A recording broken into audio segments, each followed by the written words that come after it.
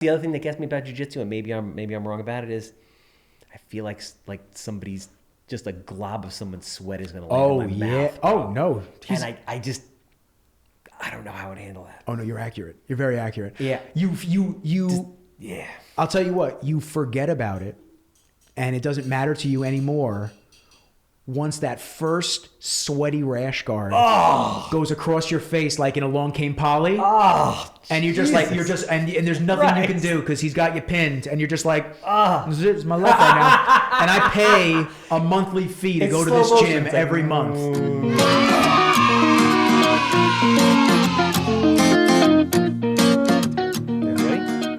Yeah, kid. Welcome everybody back to another episode of the Handsome Homebuyer Podcast. My name is Charles, a.k.a. the Handsome Homebuyer, formerly Captain Permit, but we still love him. 516-513-8838. And obviously this podcast and every other is sponsored by Cardinal Financial. Sal Rizzola. We love him at a Patchogue. If you need a loan, if you're a realtor, if you're an investor, if you're a lawyer in the real estate industry, what do you need? Sal Rizzo, eat that shit. Sal Rizzo? Another Rizzo? You guys could be related. What's going on? How many Rizzos do you guys know? He could be from a different part of the boot. Are you 100%, by the way? Like, could you be a made man? No, I couldn't be a made man. No, you're got a little Irish in me. I'm dirty. You're a mix? I'm a dirty Irishman. Why? You know what? Interesting. I feel like, you watch Goodfellas. Yeah. Any of the mixes that weren't 100%, they were always a little bit Irish. Yep. What's the deal? I don't know, man. I guess the continent's just... They see somebody at a bar over there in between the lands, and they're just like, I like her accent. It's different from mine. It's not close. Maybe it's the redhead thing. I have no redhead on me or my family members. No. My buddy Jack, though, yeah, red. Your buddy Tyler is one of the funny. Is his name Tyler? Tyler, yeah, dude. Tyler Fresco. The two of you guys together should have your own TV show. So we had a podcast. Okay. Brajol Brothers. We had Brajol Brothers. We had a podcast. Yes. It was a good time. Fuck. Yeah. What happened? It was 11 episodes in. Tyler won't want me to disclose the final story of how the team ended, but I'll give you the abbreviated PG version. We went down to New Orleans for my cousin's bachelor party. Okay. A little bit of a crazy time. Been there, good time. Wild city. Hated New Orleans, by the way. Couldn't wait to leave. I'm not a huge fan either. Couldn't wait to leave. Oh, God. It was... And the beignets are literally just Zeppelis. That's right. I said it. Beignets are Zeppelis. Y'all are ripping off Italians. They're lighter, though. I mean, listen, I like Zeppelis better. I'm a Zeppeli guy. But the beignets, they're lighter. Yeah, they're lighter, they're fluffier. Yeah, they are definitely... They're fluffy. They were nice. But they're good, bro. Give them something. No, they're okay. Did you have the crawfish? I had a po' boy. It was 90% bread. You didn't do the thing where you bit the head off, suck the thing out? No, I didn't get to do that. It was an interesting time. Tyler left a little early because there was an incident at one of the gentlemen's clubs. And that's where we're going to leave that one. That's it. He came home. We told the story. Okay. And he was a little upset that the story was out there. So even though he told it, and we decided to disband the Brajol Brothers. And that was it. That was it. We've done episodes on Rizology together, just hanging out, talking, laughing. Brajol Brothers was literally just us talking about life experiences, dating, just Tinder, Hinge. I missed this whole thing. So before we get into it, you don't miss it. He doesn't miss it. Before we get into it, just 60-second high-level overview of who you are, what you do. I'm a regular guy from Long Island. I shoot video and photography content for various brands. One of my main clients is Monster Energy. Rain Energy is a lot of content that I shoot fitness-wise. My business has moved over primarily to shooting for small businesses, large businesses now, which I've actually embodied fully as opposed to shooting a lot of the fitness athletes now. And I have a podcast called Rizology where I sit down with interesting people, amazing entrepreneurs, fitness athletes, my mom, just everybody. And we just have awesome conversations about life, the things that go on. And your journey is very different. But at some point, we've all experienced similar but different hardships. So hearing other people talk about these things and explain them in detail sometimes just helps a listener go, oh, wow, I'm not alone. And I like doing that, too. I like keeping it real. Yeah, so obviously we don't know each other well, but we met at OG Fitness. Yep. Got to give respect to OG. I was in there this morning. Shouts to the homies. Doing leg J. Did you do it? I was not there. So since doing jiu-jitsu, my body, when I do the competition class on Sundays at Sarah's, my body is a wreck for like 2 days after that. The joints or just everything? Is it just a beating, or you just twist it into a pretzel? And It's just everything, man. I can't even explain it because I've been doing the gym for so long. I've In a good I've been way? doing the gym. I've been going to the gym for so long. Fucking doing the gym. I've been going to the gym for so long that it's okay. Laugh at my pain. That I'm used to being sore. This is such a different type of soreness. It's like my neck has just been in shambles because there's so many collar ties of dudes just like grabbing the neck, trying to control you and this and that. And it gets so sore from the traps all the way up to the base of the neck that like the next day I feel like I was in a car accident. You're hunched over. I'm laying on the couch. The dog comes over to me. I'm looking at him. I'm like, oh God, bro, please leave me alone. Don't ask to go out. I don't want to move. So I didn't go yesterday. I was going to go today. Truth be told, I don't love the leg days on Tuesdays. It's not my favorite. I like the leg days on Saturdays. that's why you got to go though. I can't get into the rhythm. I don't like going to leg day, period. Nobody likes leg day. I like leg day. I I like hate leg leg my day. bodybuilding years. I love leg day. But I just make myself go. Yeah. Well, you have to sometimes. You got to force yourself to go. But when I'm telling you, man, it's so great. Have you ever done jujitsu or any? I never. So I want to be that guy. Like I want to be that guy. If you look at me and there's ever a problem, I could just bend you into a pretzel. Like doesn't matter how big you are. I want to be that Jewish guy because typically, like we have a lot of things we're good at, but that's not one of them. You know what I mean? Like we're not menacing people. We're not badasses. We hire out for that type of shit. That's what we do. But yeah, no, I just kind of like the way my joints work. And everybody I know that's into it, like all my buddies are just like, bro, it's awesome, but like my elbow is fucked. Yeah, Or, like, I mean, my neck is fucked. You deal with shit. I mean, that's unfortunately what it's going to come down to. But I'll tell you what, the payoff, or you know, the benefit of it is that you're able to be put into these uncomfortable positions and situations where, if God forbid you ever actually have to be in that, you're a little bit less calm. Like one of the craziest things in the world. I never did combat sports. One of the craziest things in the world is, it's going to sound very You crazy. strike me as a very non-violent guy. I'm really am. I'm really very chill. Even when I had problems with people, I was just like, I feel like you've never gotten a situation you couldn't talk your way out of if you had to. well, that too. Yeah. It's the salesman in me. That was years of sales. That was always what I was able to do. But when somebody takes your back, pause. When somebody takes your back in jujitsu, that's right. I had to hit the pause on that one. And they literally put their arm around your neck and they start going for like a rear naked choke. I mean, the first couple of times, it's crazy. You sit there and you're laying there and you're just like, but then after like the second time, you just go, oh, okay, I got to work this out. And the third, fourth, fifth time, you're almost like, yeah, no, do it because I want to get better at getting out of this. You become comfortable with it. So it's pretty cool because if somebody ever grabs you like that, now it's not that first fight or flight. Oh my God, what's going on? It's okay. Yeah, I got to keep the elbow in, pull down, make sure that they can't connect the hands over here. And then if I'm looking at them, if I can turn and look at them, they're not choking me anymore. So these little things that you just start to be uncomfortable for a little while, like ice baths, right? You want to get comfortable being uncomfortable. Yep. You feel uncomfortable for a little while, but then you start to kind of feel like it's normal. You're like, we're good.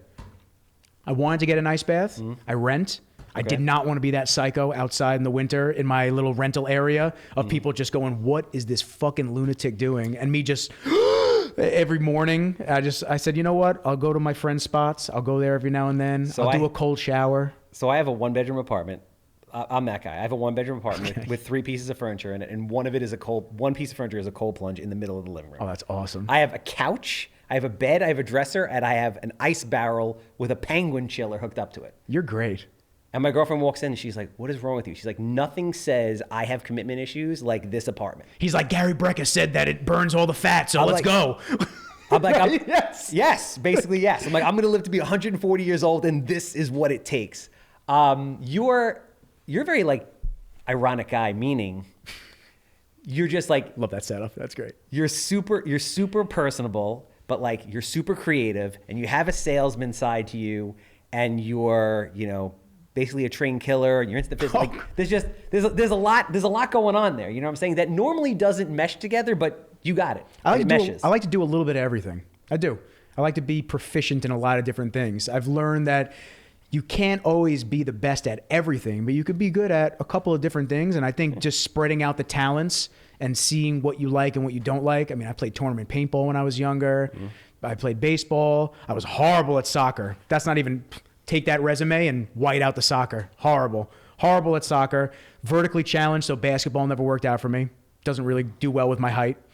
And I started just trying to do new things. Like the jiu-jitsu was new. I did bodybuilding for years. I did 2 shows because I was 270 pre-diabetic when I was younger. Wow. Yeah, so I wanted to prove that I could do something. I did it naturally. I didn't take anything. You've had a wild transformation, by the way. Since I met you maybe like a year ago, massive transformation. Yeah. Good for you, man. Yeah, it was down from 230. I'm like, this morning I'm like 190. So I've been hovering between 186 and 190 for the last probably month and a half. So it's been good. I had to start holding myself accountable. I had to start being more serious about my life, and I didn't want to make excuses anymore. I know how to lose the weight. I know how to do these things. I just never felt like applying it because I was lazy. I think everybody ultimately does. Like I've had recent conversations with people, especially like with like TikTok and social media. Like there's a lot of bullshit out there, but there's a lot of good information. Yeah. So you have a lot of people like, I'm 44 years old. So a lot of my friends are like, yo, we're getting older.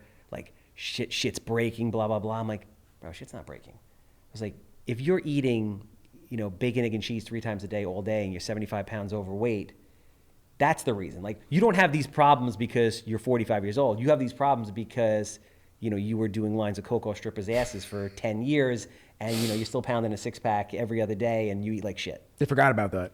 They forgot about that stripper. It's okay. She was forgettable. I think there's more than one stripper. She was forgettable. The list of strippers is long, but crazy. How did you get into the content space? Because it's, again, your personality. You are typically, and guys, correct me if I'm wrong, typically people that are creative and like yourself and do all this type of stuff in an amazing way are typically people that don't want to necessarily be in front of the camera. Is that not true? I'd say it's 50-50. I'd say you get a blend. You get a blend of people that wanna. I mean, the way that it started was I purchased a camera. My dad actually got it for me for Christmas one year. You're self-taught, 100%? Self-taught. I mean, I think most video creators at this point are self-taught. YouTube University is an amazing thing. You're able to learn so much just from it. You guys all right?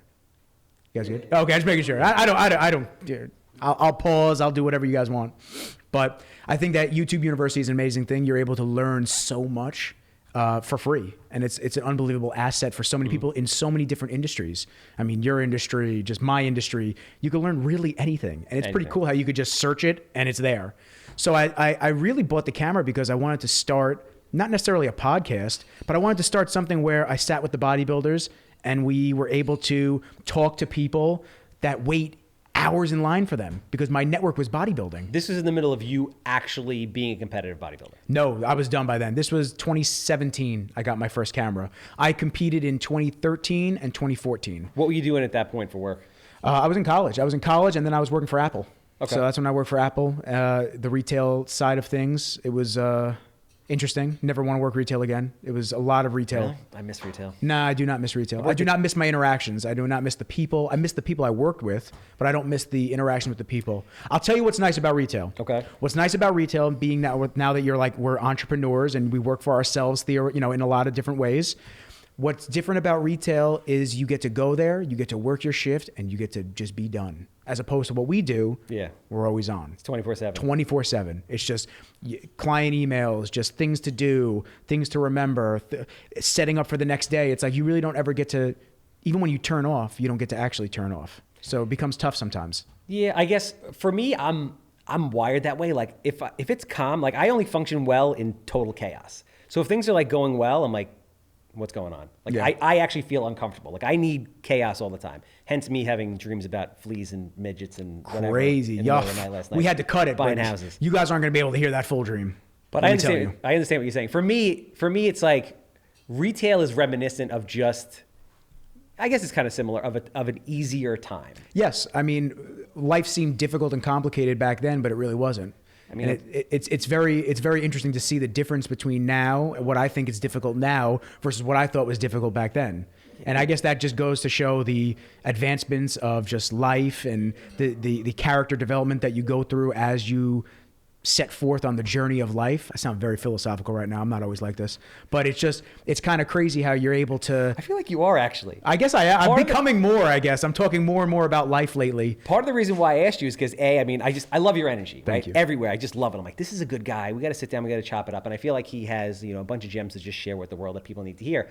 And then B, any of the clips I've seen from your podcast, whatever I listen to, like you go deep, my friend. Yeah. You go deep. I try to go deep, but keep it real. There's a lot of podcasts that I've seen that they almost say things just to get a clip out of it. And the conversation isn't authentic. And they're just saying things to just say them and to be the most emotional human being on the planet because people just connect with emotional behavior. So it's like when I watch those, I don't go, oh shit, that's deep. I go, man, you're corny, bro. Like, so for me, I always want to keep the conversation real. Like, I always want to be authentic. The people that I sit down with, I always want them to be authentic because I feel like we're in a time period where social media has allowed so many unauthentic individuals to gain popularity and spotlight fandom. Yeah. And they should never have had that ability to do that. But because they prey on the emotionality of everything that they talk about, and it doesn't even have to be real, they just say things to say things, they got the spotlight. For me, there's a resurgence of people being real. Mm-hmm. People are tired of being muzzled and not being able to say what they actually truly feel in life. They're tired of just like not having the real authenticity come through in the things that they say or the things that they do. So I've always embraced that with the people I hang out with the things that I talk about, with people that I have on the show or your show, you know, like I always want to keep that side to me because I'm seeing that content is becoming more and more relevant now, as opposed to the over emotional, the over motivational. It's like, yo, just, we know you're icing this cake. Just chill out. We know it. I think people can sense bullshit. The interesting thing about it is we've actually been talking about these kind of clips lately, but they do exceptionally well. Yeah, they do. It is wild, and I don't really understand. Well, think about why people still watch the news. What reason do people still have to watch the news? I don't care if you're left. I don't care if you're right. It doesn't matter. Like, politics aside, doesn't matter to anybody. Why do people still watch the news? It's like all sensationalism, bullshit, and they do it to rile you up emotionally. Doesn't matter. So like one news channel that supports the views that you believe, they're going to rile you up about the other person and the other people that you don't believe in. They're doing this. And the other news channel is going to do the same thing about the other people. It's just, unfortunately, the sensationalism comes through and so many people get emotionally attached to it that these clips where the authenticity might not be there, people just, they get riled up. They either get riled up to retaliate and comment and work their thumbs out, or they get riled up and they just want to, I need to see more of this. Like, where's the next part? As opposed to the people that are real, it's a short clip saying, you know, I don't agree with this. I've always been this way. It's straight to the point. People aren't going to feel that same attachment. But like I said, I almost see there's like a resurgence of people going, I want the real now because I'm tired of just being fed the fluff and the bullshit. That's interesting. Maybe I'm wrong. I don't know. I could be wrong. I don't know. I don't know. When I think about the news and think about what you're saying before, I'm like, I was asking myself, are people not smart enough to realize what's going on? Do they just not want to know? Are they just so immersed in their own life and their own things that they just don't get it? Like, I bought a TV. I haven't had a TV in 12 years. My girlfriend's like, what the hell? You don't even have a TV? I'm like, all right, you know what? She's like, what the fuck? I'm tired of looking at this picture. This is just a painting on the wall. I don't even have that. My God. There's a cold plunge. Like, if you're going to have a cold plunge in your living room, get me a fucking TV. So she's sketching on the cold plunge. I got a TV. I got a TV because apparently you can buy a flat screen for like $50 now. Yeah, basically. Haven't turned it on yet. Oh, God. She's sitting there doing hangman. She's like, when are you going to plug it in? Fuck, I forgot where I was going with Sorry, I'm fucking you up. God damn it. What the hell are we talking about The right news before? and the sensationalism. Yeah. So yeah, I don't watch the news because for me it's like, this is all bullshit. Yeah.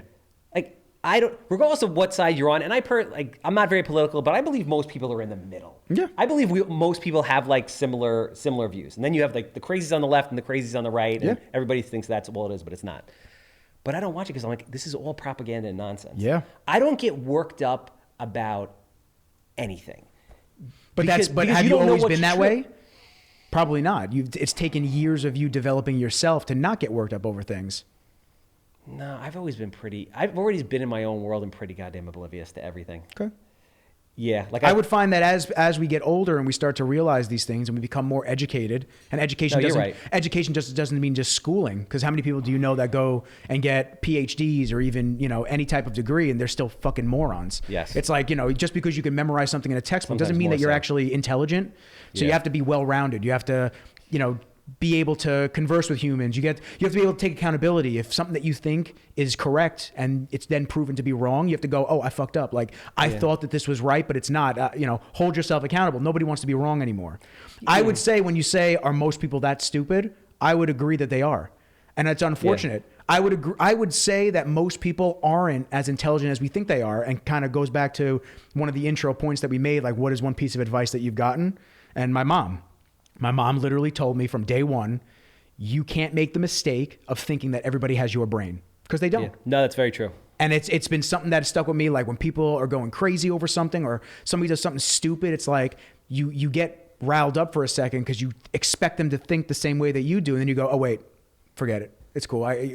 We're on different. Let me explain this to you, or let me just, like, it's not even worth the time because you're not even going to understand. That's comments. Sometimes people will comment on social clips that I put out, and I won't even go back and forth with them. There's no reason to. They're set in their belief system. No matter what I say, I could present you 10 documents that say what you just said is incorrect, but because they're so set in what they believe, they don't want to hear it. I'm right, you're wrong, and I'm just going to keep everything you say. I'm going to keep commenting right back to you more shit that doesn't make sense. So I literally just say, okay. When people comment shit on me and they want to debate back and forth, okay. Yeah. Whatever you say. You're allowed to believe what you want. It's cool. Don't worry about it. But like, I can't convince you, and I'm not going to try. I'm not going to waste my finger space. Yeah, I don't comment at all. That's good and bad though, because then you want the engagement. You want some interaction. So I think just being selective of who you're chirping back at in a good way. I comment, you're an expert in this, so I would appreciate any of the feedback. I comment on the positive stuff. When there's like hardcore negative stuff, I don't even go into it. No, that's what I'm saying. Yeah. I don't say anything. I just let it go. Oh, yeah. I don't like to pour gasoline on anything negative. I don't know if you know Andre Ferguson. I've had Andre on my podcast a lot. He's one of the big names in the fitness industry. Okay. Men's physique athlete, very well known in the space. His biggest thing is he just says what they've left as a comment on my page says more about them than it ever does about me. Yeah. So I leave it there. I got nothing to say to them. He's like, and then if they keep going or they become crazy, disrespectful, or anything like that, he goes, I give them the block party. Yeah. We're serving dirty hot dog water. Yeah. The same music on repeat. You guys can go over there. So I've taken that from Andre and just been like, that's something I got to run with. No, it makes sense. Yeah. I'm interested on the content creating side, right? Because we kind of skipped over it. It's like you picked up a camera 7 years ago, and then all of a sudden you're shooting for huge brands and with some of the biggest athletes in the fitness industry. Yeah. Fill me in on the middle on how that happens. I think it's networking. It's just really networking. You can attest to that in your space and what you do. Networking is huge. Just being people person and just coming into interactions with people with good vibes, because there's so many bad vibes out there that, like, you meet somebody, they not necessarily they rub you the wrong way, but you just feel it. You're just like, I'm okay with like just meeting this person here and leaving this interaction right here. But how many times can you say, like, I see somebody, I talk to them, and I'm just like, wow, the energy is great. It's like, that's what I strive for. And that's exactly what you said with why you wanted me to come down, which I'm flattered, for real. I appreciate that. So essentially what happened was I bought the camera. I wanted to do my own little show, talking to the bodybuilders, putting the content out there. And then my ex-girlfriend asked me for a video at the gym. She's like, hey, you can practice your editing for gym videos and this and that. I said, okay, makes sense. I wasn't considering myself a videographer. I wasn't charging. I wasn't doing anything. So I said, all right, cool. Made her a video. And because I was friends with all the pros, one guy asked me for a video. Then another guy asked me. Then the supplement company started asking me. That. And I started getting a name for myself. And then it kind of transitioned into, I started working with Kai Green. So I was Kai Green's videographer for a long time. How did you meet him? It was just his manager reached out and said, I need somebody to do videos. And we kept a really good relationship from 2018, up till now. And it's just, I went on trips with him. I did all this stuff. Awesome. And then he's sponsored by Rain. So Rain loved me, and I shout to everybody at Rain. I fucks with the whole team. They're awesome. So it's like, then they wanted to put me on a separate retainer to shoot videos for them. Wow. And then just experiences. My mom's friend, he does a lot of stuff in broadcast, and recently he asked me to go shoot a job, and I shot for one of their big drug companies down in Philly at a convention. So it's like these things just snowballs. It's just networking. It's just keeping relationships open. It's talking to people. I explained it earlier in the hot seat questions. Muscular Development, who I've had a good relationship for a long time. Shouts to Muscular Development. Unfortunately, they're stopping production of the magazine. I don't know if they're going all digital, but just kind of the digital renaissance of life and the analog world kind of getting squeezed out at this point. But they had me shoot photos from Action Bronson because of his weight transformation. Huge Action Bronson fan for a long time. That's really shot cool. for him. Then he asked me, he's like, yo, do you want to come and do some photos at my studio and just get some content? Love to.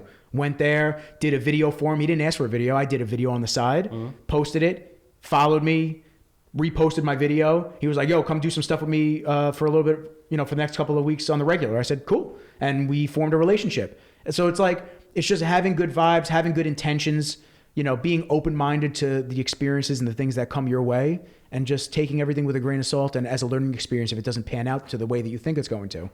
The amazing thing to me about content creation is like 10 years ago, it didn't even exist. Yeah. Now it's like you can pick up a camera and it is a massive industry. Barrier to entry is very low. So anybody can theoretically call themselves a videographer, which is why I try not to shit on people that are new in the industry that like pick a camera up and they're just starting out. It's like, cause at one point I was that way. I started out with a camera shooting my girlfriend at the gym at the time. So it's like everybody starts somewhere. Everybody has to get their feet wet and figure out if they want to continue doing this or if they don't, or where their niche is, because everybody has different niches. I've got friends that are videographers, cinematographers that are in the car space, that do strictly real estate, that do strictly stage photos for bodybuilding. So it's like there's so many avenues that there's enough work for everybody. That's the biggest thing I stress to a lot of content creators, especially.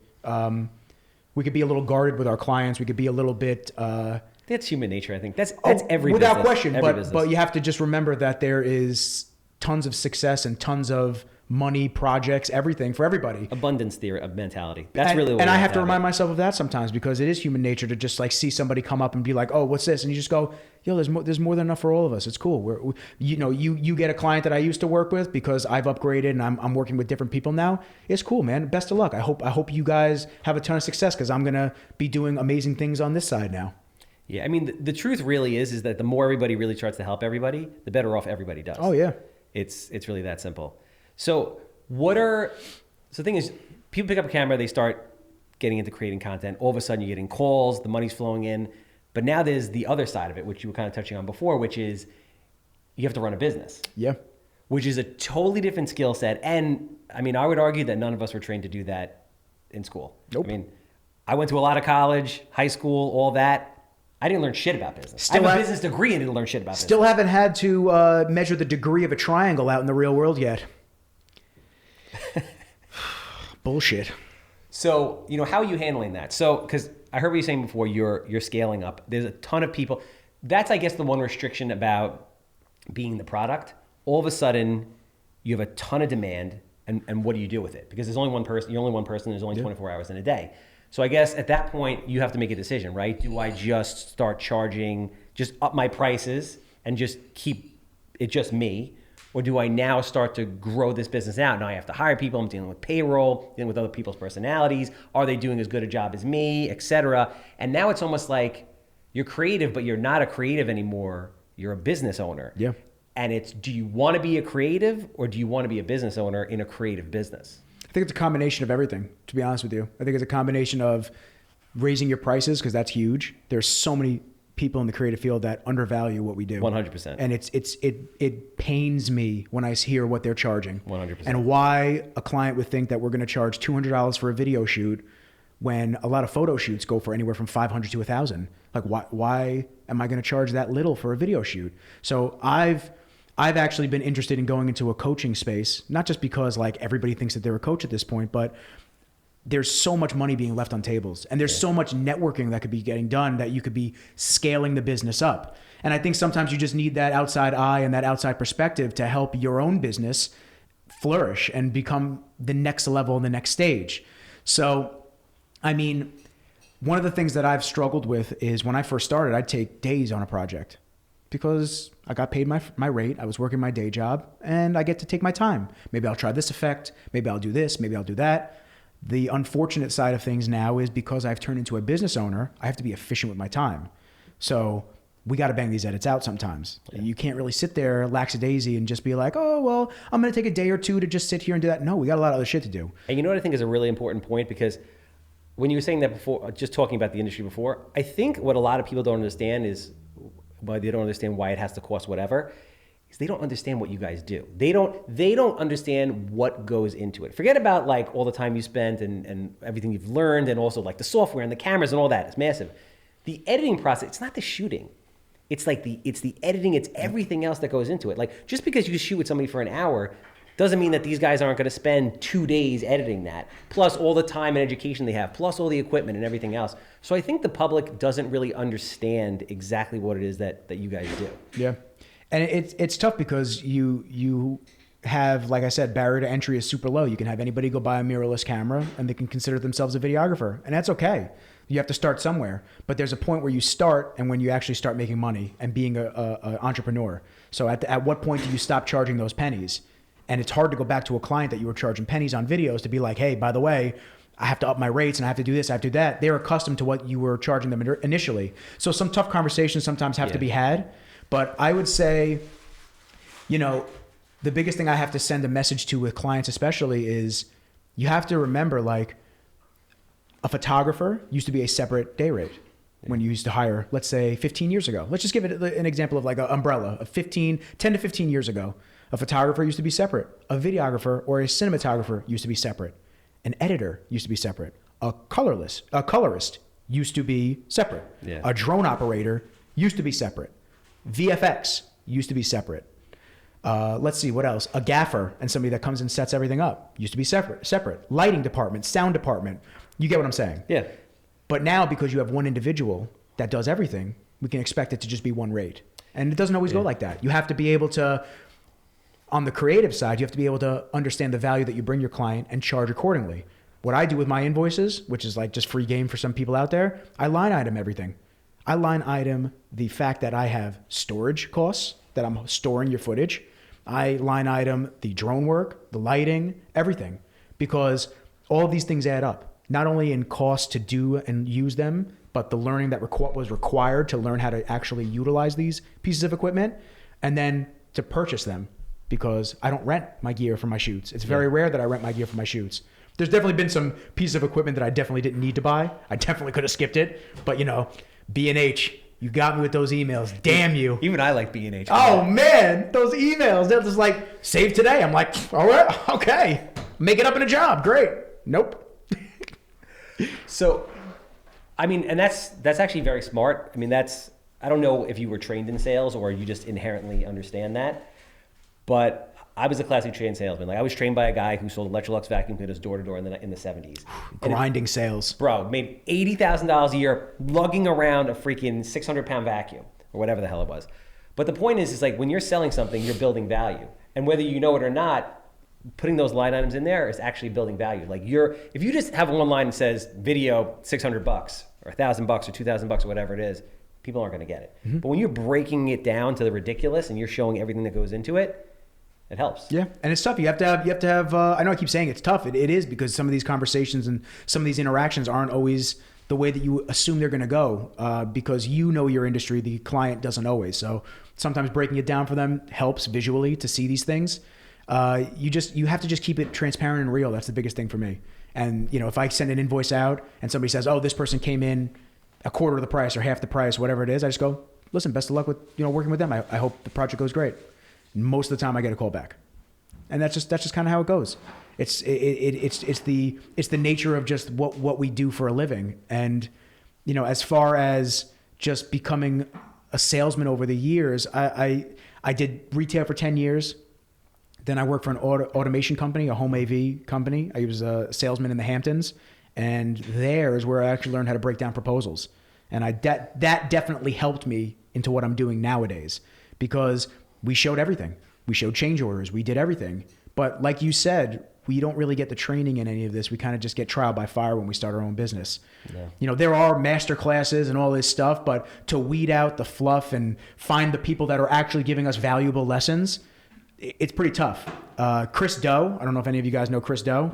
Chris Doe is an unbelievable person and asset for client interactions, having to deal with rebuttals, invoicing, how to charge and price your work. Is he a sales trainer? He's a graphic designer originally by trade. He's out in California. I'll have to show you, but when we end, he's awesome. I mean, the dude he's like too smooth. He'll do live action role playing in his workshops, And when the people give him rebuttals on price, I mean, you listen to him and you just go, oh man, you are like butter, bro. It's crazy how good he is. So I've purchased a couple of his pieces of content to help my business go a little further. The bookkeeping side's always been a problem for me because I don't know what I'm doing. Like truth be told, like I'm just real about it. The QuickBooks side, I mark and track everything that I can, but I had to hire a bookkeeper recently because to go through and what is it? Reconcile all of my bills and this and that. Number one, I don't have the time. Number two, I really don't have the mentality to do it. I'd rather outsource that. But it's not what you do. Exactly.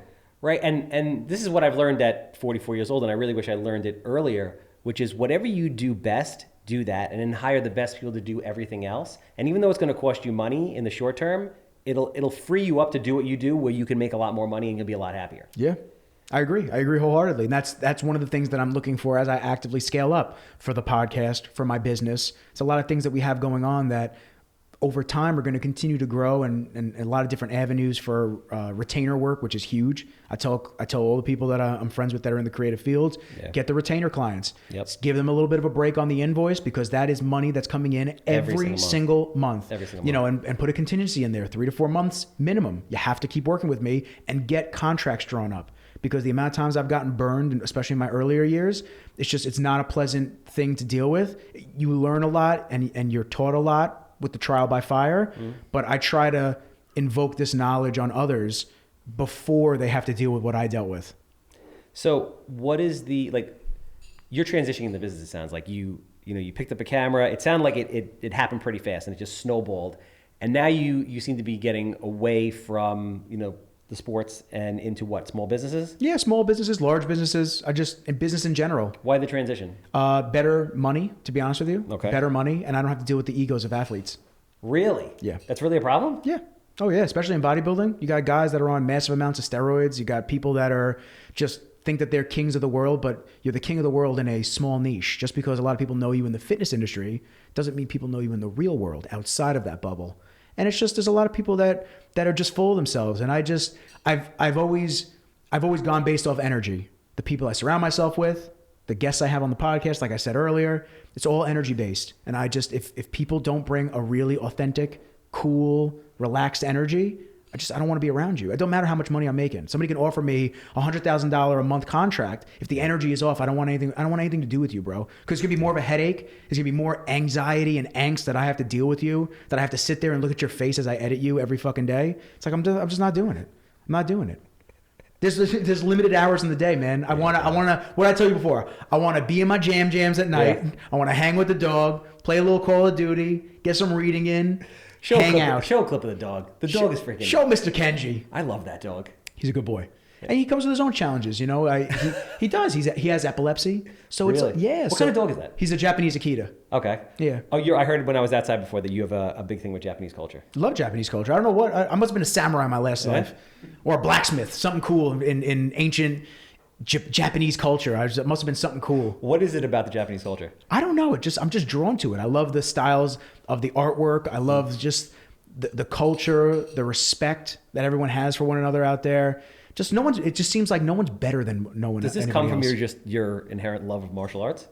I don't have a love of martial arts. To be honest, I don't have a love of martial arts. You're big into the jiu-jitsu thing. That was I just decided to start doing something. Oh, that just happened? Just happened. I was cool making myself uncomfortable. I wanted to do something else besides just OG. Mm-hmm. I was tired of training like a bodybuilder. I had already gone into the functional fitness side with OG. Okay. And I said, you know what? I want to give myself another challenge, do something different. And I've always liked jiu-jitsu. I've always been interested in training in jiu-jitsu, but I was too much of a bitch for a long time. I was like, I'm afraid I'm going to get beat up. I don't want to do this or that. That's the other thing that gets me about jiu-jitsu, and maybe I'm wrong about it, is I feel like somebody's, just a glob of someone's sweat is going to land in my mouth. Oh, no. And I don't know how I would handle that. Oh, no, you're accurate. You're very accurate. Yeah. Yeah.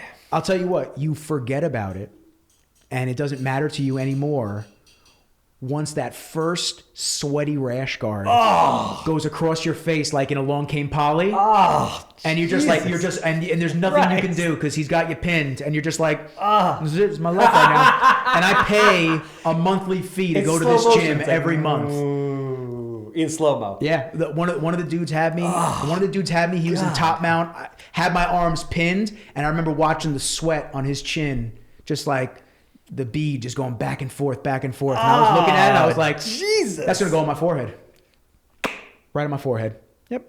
After that, I'm telling you, ever in the mouth? No. We You never see. Okay, we keep that mouth shut. We keep that mouth shut. That is the only thing. I'm like, I'm gonna get like a sweaty arm right across my mouth, and it just that's gonna be it. And sometimes, I mean, listen, sometimes you do, but I'll tell you what, it's so weird. After the first couple times that it happens, you don't even care anymore because you're so fixated on he's got my knee and he's gonna try to break my knee in half. Like I gotta get out of this move real quick, or he's got my arm in a really bad position. We have to start thinking. It's like human chess. It really is. It's very cool. But the people that you roll with, you have to know who you're rolling with. So like there are some people that I don't want to roll with because I know they're going to be a little too hard, or they're going to go a little too crazy, or they're going to sink it in too fast. I tell people all the time, I'll tap. I got no problem tapping. So it's sink that. If you're going to get my arm in a bad position, or my knee or my leg, you sink that shit in slow. I'll give you that, and we will start right from the top again. I'm cool with it. I don't. There's no ego in this for me. Now, every now and then, as a male with testosterone, though, you're going against somebody, and you're just like, you have to bring yourself back down to planet Earth. You go, oh, I'm not letting this fucking dude get me, and then you go, no, chill, because if he gets you and you don't tap, that shit's breaking. So let's make sure we keep ourselves humble. Has that actually happened? Have you seen in class that happen? I haven't seen it in class, but I just showed them outside, the two gentlemen that you had in prior. Yeah. I showed them a video of two white belts at a tournament. And the one white belt was on top. He had the kid in a Kimura, which is when the arm starts getting bent and they're pulling it back. Kid wouldn't tap. So he kept pulling it. And all you hear is bang, snap. Arm's just dead. Limp noodle. Bad. Shit. Bad. Yeah. But that's part of the game. So it's like everybody keeps asking me, because I'm decent. I'm not like the worst. I'm pretty good at it. So it's like, For a white belt, I'm pretty good at it. If I'm going against higher belts, I understand. You just started like a minute ago. Yeah, I started in May. I mean, this is something that has to take to get from the point where you're the average person and you stay consistent. You go from a white belt to what is it? Is it red belt? So no. So it goes white to blue. Okay. You get 4 stripes in between. So white to blue to purple to brown to black. There are people that train in 15 years that just got their black belts. I was going to say. So it's like 20 levels, 25 levels, whatever it is, right? Yeah, 15 years. Yeah, and I'm not in a rush. I make jokes all the time, like, take a stripe from me so there's less expected of me. Please, take the stripe. It's gotten you in, I remember we were going to OG first 6 months, you're in good shape, losing weight. When you started going there, game changer. Game changer. And that's what I tell a lot of people, too. I explain to them that everyone goes, oh, OG's what really transformed you. I go, no, OG definitely helped me. The cardio base, like everything like that. Without question, I can't take anything away from them. They got a great program over there. Shouts to Taylor, shouts to Evan, my homies. Love that I fucked with them. I fucked with all the trainers, Eric, everybody. Love Kim, Lauren when she was around. Loved Lauren. She was great. Yep. So it's like that got me in great shape, but once I started grappling and like really getting into that, it was different. It was next level for me. It's just when you're trying to control another human being and get them in submissions and do all that and control them on the ground, this and that, you're drenched. You're drenched because there's so much energy being expended. Yep. And I've actually had to take a step back and be able to slow my breathing, chill out a little bit, learn that, if just because you think they're going to get another move, you're going fast now and you're burning your own energy. You have to just go slow. And if they get out of what you have them in, it's okay. We'll transition to the next period. Yeah, no, you have to control every aspect of your body. Otherwise, you'll burn out like that. Well, there's been a lot of situations where I've had my head in like a triangle choke or something like that. And mentally, it's that mental battle. It's so crazy. You're telling yourself, bro, you can't breathe. Like, you have to get out of this. You have to get out of this. Or you're not going to be able to get out of this, dude. Like, this is really tight. You should tap. And you just have to be able to just tell your mind, give me a second. I'm not dying. Just give me a second. Let me figure this out. And there's been a bunch of them where not necessarily I needed to tap because they were pulling on my arm or choking me out bad, but because I wasn't as deep as my mind was telling me, you can move out of it a little bit. And that applies to life. It's like the mind is going to constantly tell you things that aren't necessarily true. Where did the podcast come from? Like, what sparked that, and what do you think it's done for you personally and done for your business? The podcast started because that was originally, I guess, what I wanted to do. And it's kind of weird how it just blossomed. So I originally had a podcast called The Voice and Rizzles with my buddy John Panetti. Okay. The deepest voice you've heard. Hey guys, like crazy, man, blowing out speakers, nuts. And we did something like 70 to 80 episodes, Okay. and we had a really Oh, really good run. You've been on it. Oh yeah, we've had a really good run. It was awesome. The issue was, and John and I went over everything. We were using all my gear. It was my office. I was bringing in most of the guests. I was doing 95% of the talking, and it just became a lot for me to handle all of that by myself. Yeah. So we stopped. We're still very close. I want to have him on Rizology more regularly, just because we had really good chemistry together. Yeah. And then I had Brajol Brothers with Tyler, 11 episodes there. I want you to bring it back, bro. We've been doing some Rizology episodes. Yeah, we've been doing some Rizology episodes, just like bringing the Brajol Brothers a little bit back. And it's been fun. It's been good because we definitely have good banter and good back and What forth. happened in New Orleans stays in New Orleans. Oh, I'll tell you off camera. Once these things cut, I'll tell you exactly what fucking happened. Sorry, T. I'm letting him know. My mind is racing because I'm thinking about all the weird shit that I was there 3 times. I was there for 2 Mardi Gras and a Jazz Fest before the hurricane and after. I saw so much fucking crazy shit. When down did you there. like it better? Prior or after? Before. It was never the same. Okay. I mean, again, I haven't been there in a long time, but before the hurricane, after the hurricane, it got really, really sketchy. Okay. Really sketchy. Yeah, it was still sketchy before. I didn't love it. I mean, I'm telling you, like, I didn't. I go to. Did you go just for a random weekend, or I did just went you? for my cousin's bachelor party. Okay. And we had an extra seat, and I said, "T, come with us. Like, just come through." And he was like, "I want to get on vacation anyway, so I'll happily come down." How old are you? This was like recently, a couple years ago. I think I was 29. I was about to turn 30. So Okay. it was only a couple of years ago. Are you a big partier, or were you a big partier? Never. No. Never. No clubs, no bars, nothing. I mean, I would go, but just because I thought that was the way that you had to meet I girls. feel like you could dance. I feel like you got rhythm. Oh, I got rhythm. Yeah, I know. I got rhythm. I mean, you're Italian. Listen, man. That's what we do. It's in my soul. I got rhythm. Without a doubt. Yeah, I like going out and having fun, but I don't love being out 2, 3, 4 a.m. Yeah, no. I'm over it. I want to be. I'm I telling can't you, do it. I need a nap. I can't make it. I can't go the distance. I want to be in my jams. I'm Yeah. over it. No. I want to. So I'm known for the Irish exit. I'm known for the Irish exit. Known for it. There's been plenty of times where I leave the homies in the city because you just literally walk out. leave the club in the city when I was younger. I would just leave and I'd go home. They'd text me an hour later. They're like, "Yo, Nick, you still at the bathroom? Like, you said you were going to the bathroom." I'd be like, "I'm at home. I'm in my jam. Where the fuck are you? You're still there? Club was shot. Why are you still there?" Yeah. Yeah. I wasn't big on tables. Waste of money, in my opinion. Nah, waste of money. I hated the table, the girls that used to come around, like the vultures that would come pick the alcohol out. It's like, why is your hand in our container right now? Please get that out. Don't touch that. Yeah. Why? Because you're pretty? I have to give you a drink? No, absolutely not. Talk to me for a little bit. I'll offer you a I drink. want to know what your ideal type of woman is, and I want to know how you're meeting girls now. I'm not meeting girls. So I feel like I'm not meeting girls. I feel like I regularly either hear or see a post or something that talks about you on a date with somebody. Nah, I mean, maybe here and there. I believe it's probably weird for girls with the podcast because they get word that I'm going to talk about my experiences with them on the show. So I will tell you from personal experience that a podcast does have, social media in general does have some negative impacts on relationships. Oh, without question. Yeah. Female relationships. Yeah. Yes. It has absolutely happened. And what I try to explain is that I use the, who's that really famous? Who's the Jewish guy? Curly hair? Stern, yeah. I remember like his first marriage failed. And I remember watching one of his videos and he said, I have to bring everything in my personal life into it because that's just kind of, who I am. And a lot of times there's issues with that. Yeah. Or things are perceived differently. Or when you're doing something like this, it's not that you're not being real, but you have a certain persona. Mm-hmm. And sometimes that can be misconstrued by someone that you're dating. So it can cause problems. Yeah, it leaches over without question. It's the personal side of things. They don't want you to reveal too much. Yeah. But then again, the other argument could be said, and it's not about every girl that I've dated, but the other side could be said that they embellish too much on social media. With like the pictures that they're taking, the attention that they're getting or garnishing, whether they want it or not. It's just it could be a double prong. I've found that social media for the grand scale of things has been a cancer in terms of just like the bad shit that gets promoted because like you said earlier, the over emotional, the sensationalism, all that stuff does get pushed more because it invokes the emotional side of things. And the creeps that are going to come out and comment and boost up every girl's selfie because they're sitting by themselves and they're just trying to give attention to whoever because it's easy. Like, comment.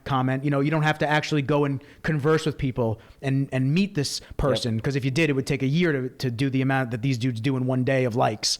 So it's like, it's a tough thing for me, because I see the benefits of social media.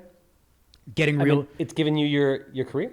Giving real messages out, getting and stuff like that, but also the burnout side of it, because it becomes another job. And if you don't have the funds or the means to have somebody manage it for you and do all of that, you can become very tired by it very quickly. But I feel like on the flip side, in order for it to be authentic, to your point, you can't really have somebody manage it, because if it's not you, it's not going to work. Exactly. And that's the thing. Like, we post 3 posts a day across every single platform for the most part, except YouTube. YouTube is like 2 long forms a week, right?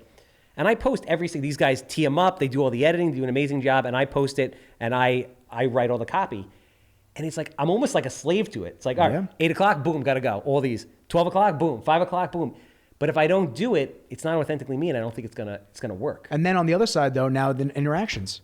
You have to monitor everything coming in on every platform. Dude, it's exhausting. It is. You become a slave to it. That's what I'm saying. So that's the negative part of it. It becomes a job where it was supposed to become something fun, where it was supposed to be initially something fun. And I'm not saying that it isn't fun and it can't be fun, but when it becomes a chore like that, where I have to feed into the algorithm, where I have to feed into making sure that I'm getting my content out at these specific times every single day, otherwise the algorithm goes, oh, fuck you, we're done. Like, that takes the joy out of doing it and putting the content and the authentic message out now.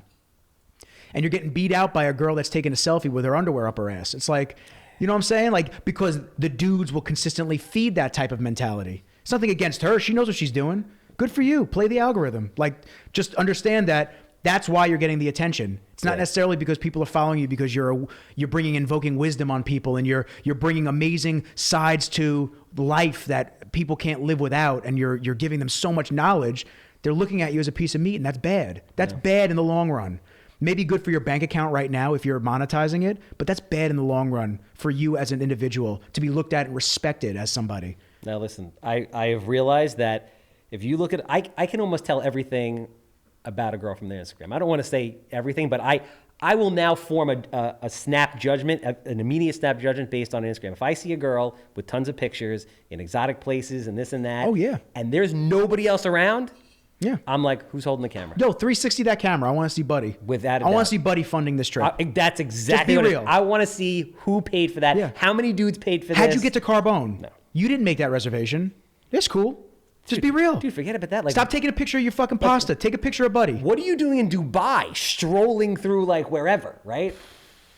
And dressed like that. Yes. Sweetheart, they don't like that out there. Don't do that. They don't like that. Sometimes, another Andre Ferguson quote, sometimes you got to shrink yourself when you go to different places. You have to know the culture that you're going to. Mm-hmm. Shrink yourself. Don't act. You can't act the same way that you act in America in these other places sometimes. You got to really understand where you are, what's respectable. Respect other people and other places' cultures. You know, it's just because you're an American and you get to travel to all these different places, you know, you think that there's something that's special about you. It's not. When you go somewhere else, you're the outcast now. Yeah. You have to go and embrace that culture.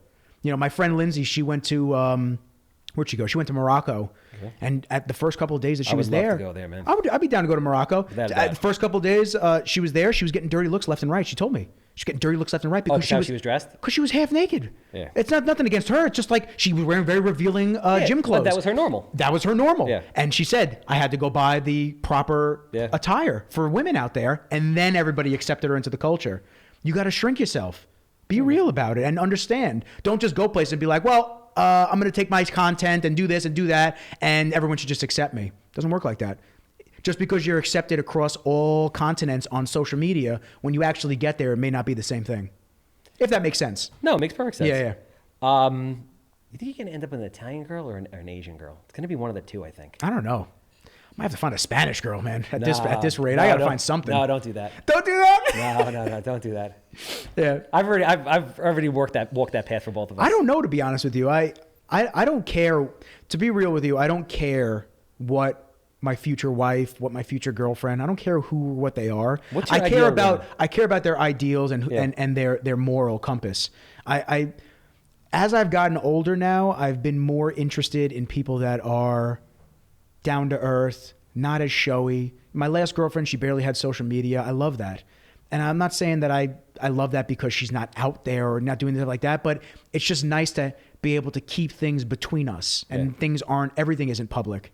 And I just, as we're advancing in whatever the world is giving us, because things are changing pretty rapidly on a grand scale, and we really don't know what the next 10 years will bring, 5 years. And it could be uneasy when you think about it like that, and it could be weird. But I know that I want somebody that has good moral compass, good values, just down to earth.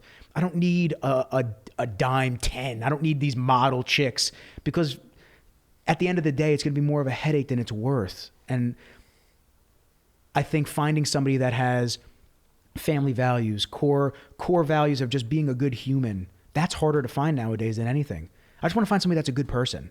Good person. I don't care if you're Asian, white, black. It doesn't matter to me. As long as you're a good person, like that to me is a good sign that we'll get along. Because at the end of the day, I'm a regular dude. I really am. I'm just a regular dude that just likes to have fun with good people, that, you know, hangs out with the dog, plays video games, shoots content, gets to do things like this on a Tuesday. I mean, I'm very fortunate that I'm in this situation that I'm able to do this, because there's a lot of people that have to go to the 9 to 5, that have to slave away at the job, that have to take the train to the city. And I've set my chess pieces up, my life, to where I don't have to do that. Amazing thing, isn't it? Yeah. And listen, I don't need a grinder. I don't need somebody that's like an entrepreneur, a boss woman, all this shit. I just want somebody that's down to earth. That's really what it comes down to. Wouldn't hurt if she had a little bit of a butt, though. Huh? Wouldn't hurt if she had a little bit of a butt, though. Oh, come on. Yeah, I mean, we're Italian. But we build that up. It's okay. We bring them to all the specific classes. There you go. She does the leg days on Tuesdays. We're good. Don't worry about it. I think I got dog hair on my face, by the way. Listen, Kenji man, hair. I've had an awesome time with you. I really appreciate you coming down. I appreciate you. Very cool to like get to know you on a deeper level, and I hope that continues. For anybody out there who has a small business, who's looking to hire somebody like yourself, you do amazing work. I've flipped through. I've seen a bunch of stuff that you do in both on the photography side, on the videography side, art as well. Correct? No. That wasn't you? No, not me. Not yet. Might have some stuff coming down the line. Cool stuff. How do they speak to the camera? How do they get in touch with you? How do they reach out to you? You can hit me up on Instagram, Nikki_Rizzles, Rizzles. And yeah, all my information's right there. You can shoot me an email through the page. Website's rizzlesproductions.com. I'd be lying if I said it's definitely 110% with all my work up there. Sometimes you get a little lazy and you use Instagram as your portfolio, and to consistently post on there instead of uploading everything to the website, but a lot of contact information on there as well. And yeah, just hit me up if you have any questions or you have a project that you think I may be a fit for. And even if it's something that you just need some consulting on, I'm all ears. You have a house that smells like cat pee, is dated from the 1960s, 6 inches of mold on the wall, human waste floating past the basement steps. I'm quick, I'm easy, I'm a good time. I want to buy it. 516-777-SOLD. That's a wrap.